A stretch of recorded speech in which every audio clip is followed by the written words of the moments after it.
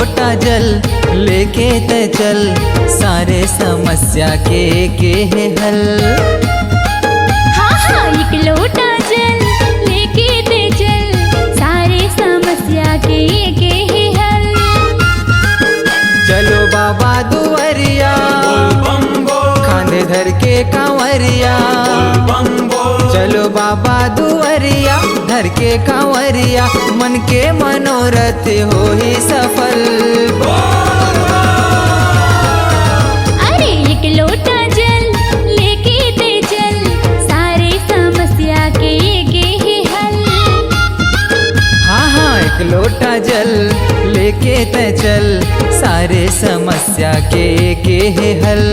आलू रे आलू पहाड़ी आलू, हमर भोले बाबा है बड़ा दयालु।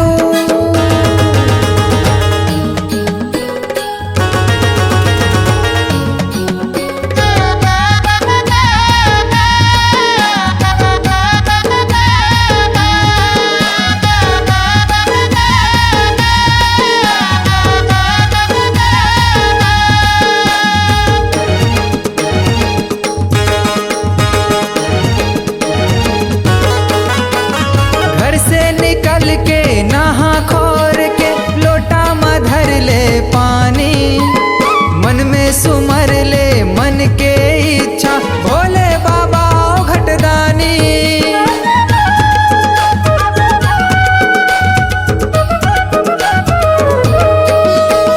घर से निकल के नहा खोर के लोटा में धर ले पानी, मन में सुमर ले मन की इच्छा, भोले बाबा घटदानी। चलो बाबा दुआरिया, खांधे धर के कांवरिया, चलो बाबा दुआरिया धर के कांवरिया, मन के मनोरथ हो ही सफल। अरे एक लोटा जल लेके ते चल, सारे समस्या के है हल। हाँ हाँ एक लोटा जल लेके ते चल, सारे समस्या के है हल। यही जंगल में हाथी है, हमर भोले बाबा सबके साथी है।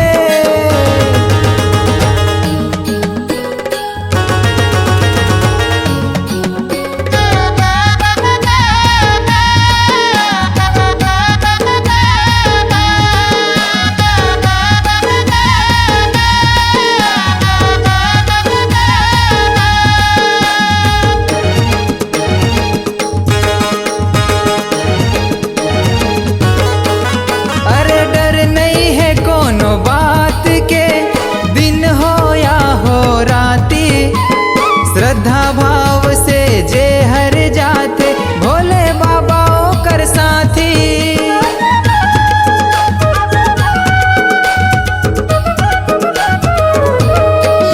अरे डर नहीं है कोनो बात के, दिन हो या हो राती, श्रद्धा भाव से जे हर जाते, भोले बाबा कर साथी। चलो बाबा दुआरिया, खांधे धर के कांवरिया, चलो बाबा दुआरिया धर के कांवरिया, मन के मनोरथ हो ही सफल। अरे एक लोटा जल लेके ते चल, सारे समस्या के है हल। अरे एक लोटा जल लेके ते चल, सारे समस्या के है हल। अरे एक लोटा जल लेके ते चल, सारे समस्या